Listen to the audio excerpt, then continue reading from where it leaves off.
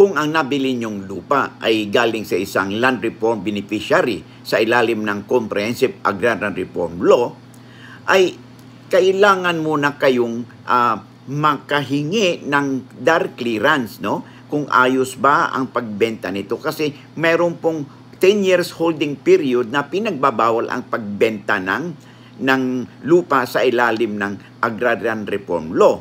Okay?